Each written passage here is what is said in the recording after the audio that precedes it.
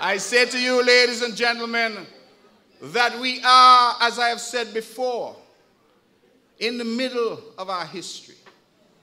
We are at an historic crossroad in our country where we, the leaders, who are also your servants, have embarked on a particular path. Will it be easy? I think not.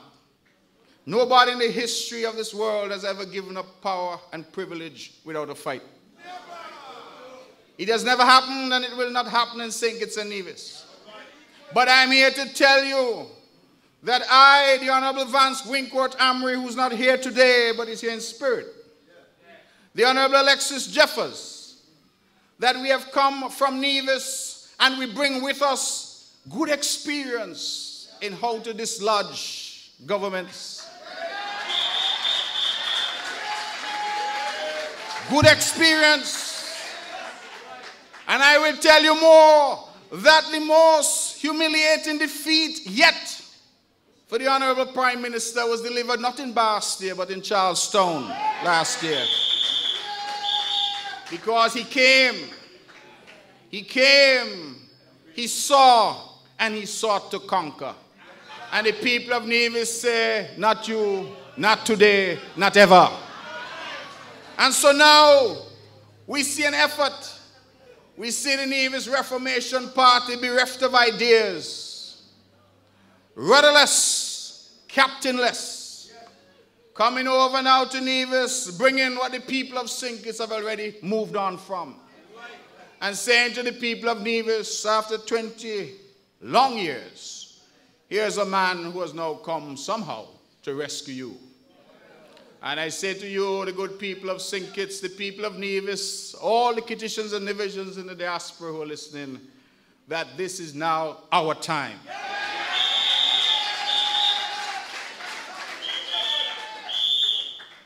When we look at the failings and the failures of this outgoing administration, we look at the situation with debt.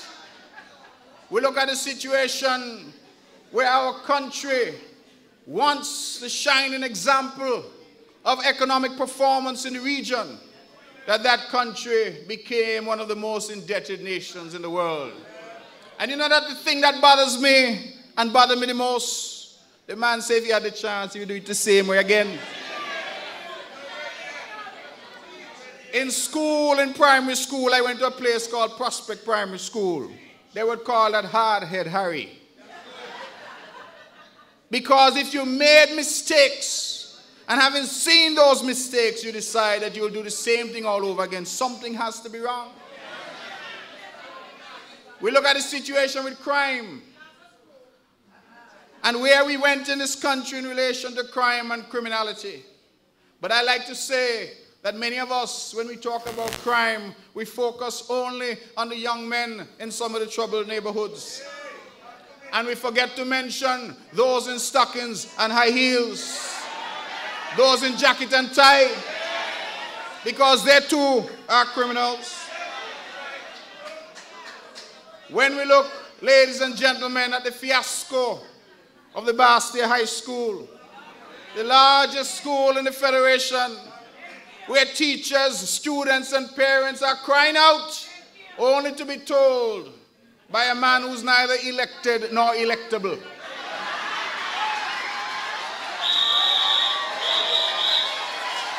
That they are imagining things. I say to you, beware of what is happening. When we look, ladies and gentlemen, at the recent advisory that has come upon our country from the Treasury Department of the United States. And I want you to understand that this is no laughing matter. This is not trivial matter. This is not something, as the Prime Minister has said, oh, America, believe, and that doesn't amount to anything. Because my limited understanding of the great United States of America, they don't issue an advisory lightly. They don't issue it before having had discussions. And you ask yourself, why is this program a program, let me remind you, that was brought into being under the People's Action Movement? Why is this program being prostituted in this manner?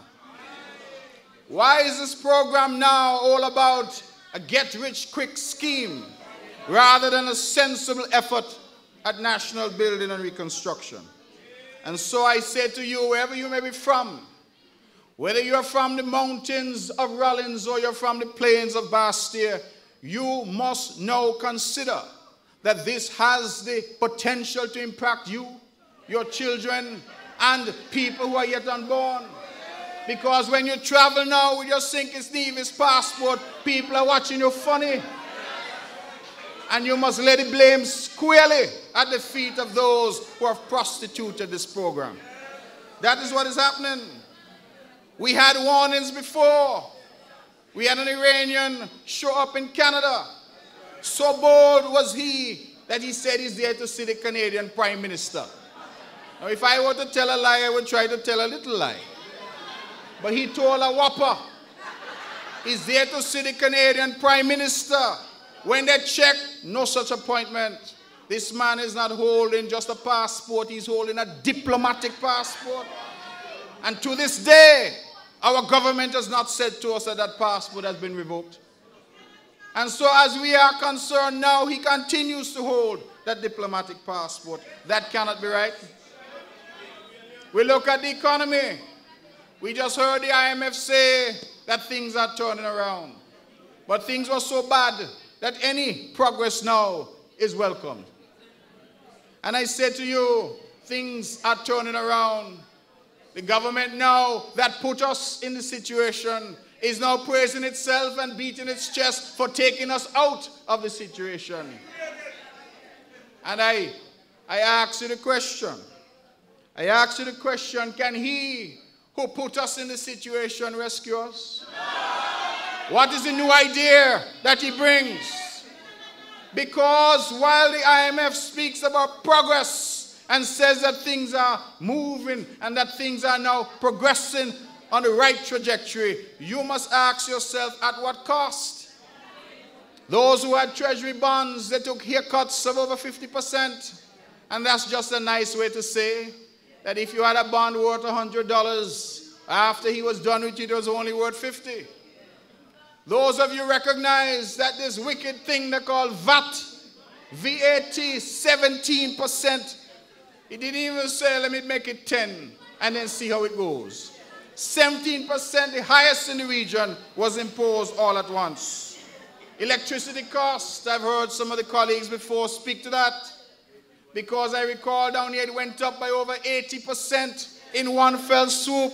And then you have a man who tells you to give him another chance. Say, me mother, let me march against high electricity costs.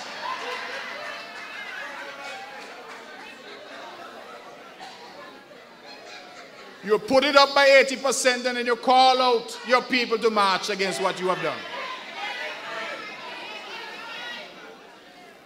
Ladies and gentlemen, worse than perhaps all that is what I describe as a lowering of standards.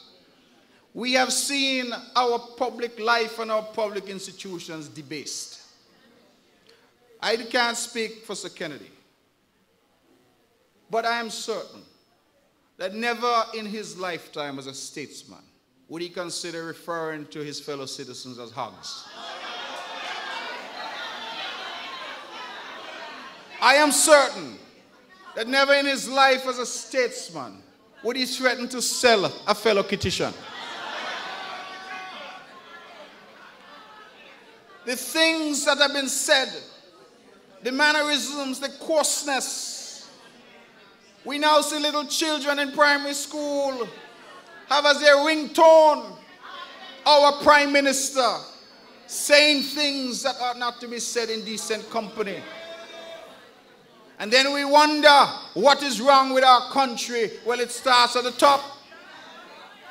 And so I believe that this lowering of standards, this coarsening of our public debate, and it does not stop there. Look around you. Look at all the institutions of government. Look at all the institutions of our Constitution. Look at our offices. The office, high office of Governor General.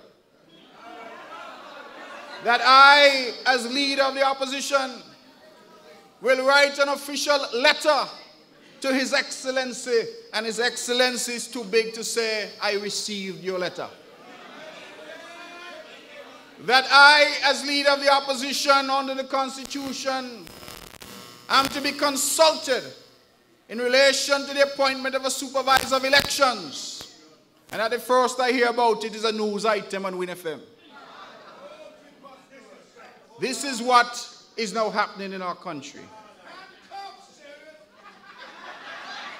You move from the high office of Governor General and you move to the office of Speaker of our Parliament. And you say to yourself, what really has become of St. Kitts and Nevis? That our Parliament has now become the laughing stock of the region. That our Speaker has reduced that Parliament to a laughing stock. And that all the traditions, all the democratic norms, all the parliamentary procedures to which we had been hitherto accustomed have been squandered.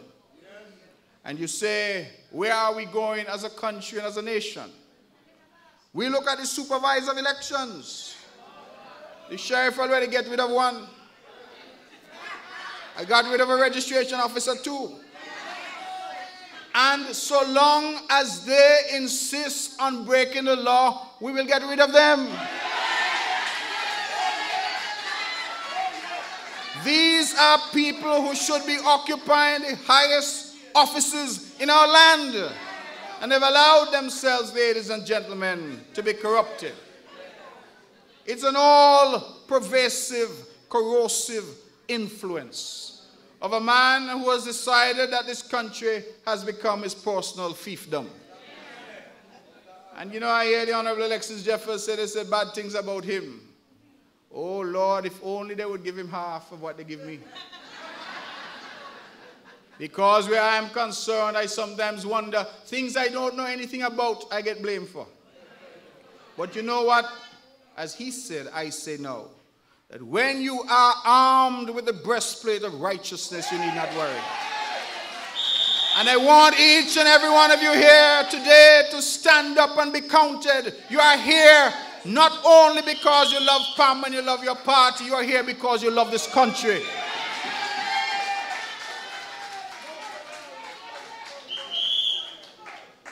Ladies and gentlemen, as I talk about the devaluation in our public offices, it seems to me that even to the hitherto esteemed office of Commissioner of Police,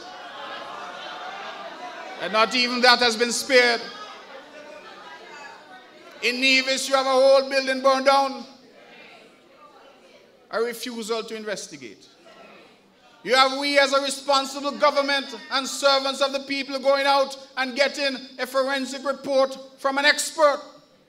And our commissioner's response is to say that we went shopping for an arson report. And he, who has no training so far as I'm aware in fire investigation, started to talk about spark pan wire. And started to talk about electricity. And it sounded very similar to when the building of Lindsey Grant went up in smoke. And you ask yourself, well, if we went shopping for an arson report, why is the commissioner shopping for an electricity report? My simple point is this: investigate the crime. Go where your investigation takes you. And for God's sake, concern yourself with policing and leave the politics to politicians.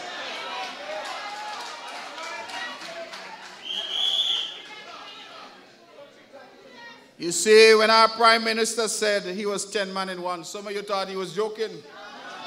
But you now realize that he's Governor General, Speaker, Supervisor of Election, Registration Officer, Commissioner of Police.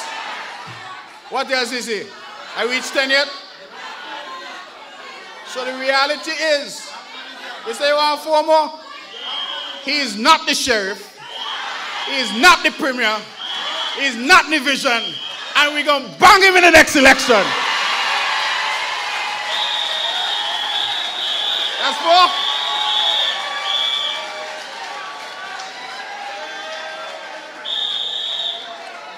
Ladies and gentlemen, you know, I like the spirit.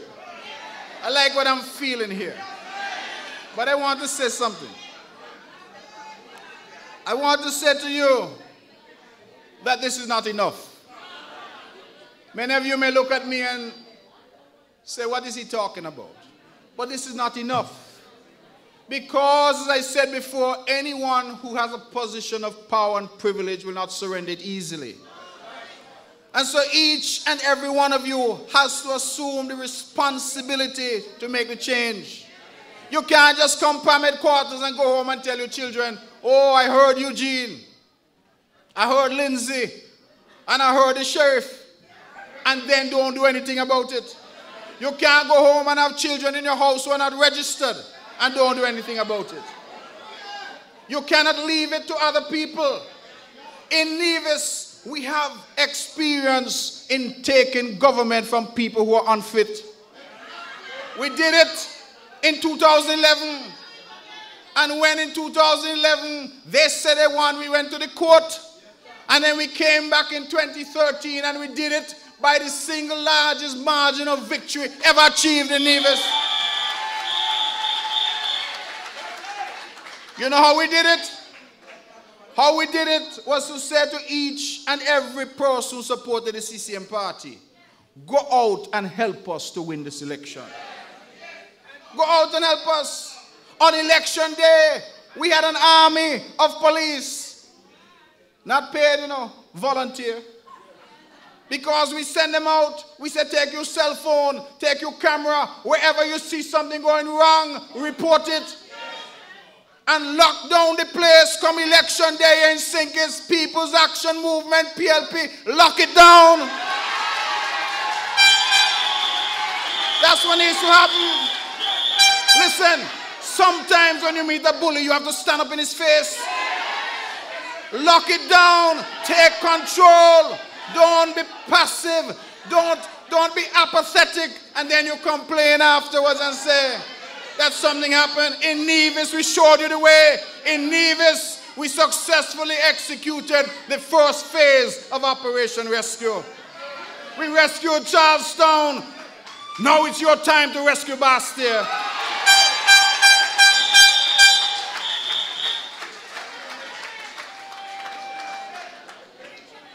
Ladies and gentlemen, Lindsey Grant spoke eloquently to the fierce urgency of now. Our theme, we are told, is country above self. And I'm here to tell you that in the team, in the unity team, you have people who have demonstrated through their life of service, country above self.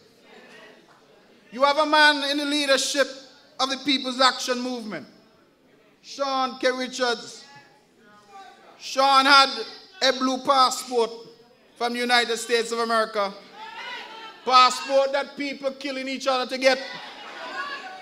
You know what Sean did? Sean said that my lot is with the people of Sandy Point. And if it means that I must abandon the United States, then that is what I will do. Lindsey Grant, same thing. Had his American citizenship. Lindsey said, my lot is with the people of number 4.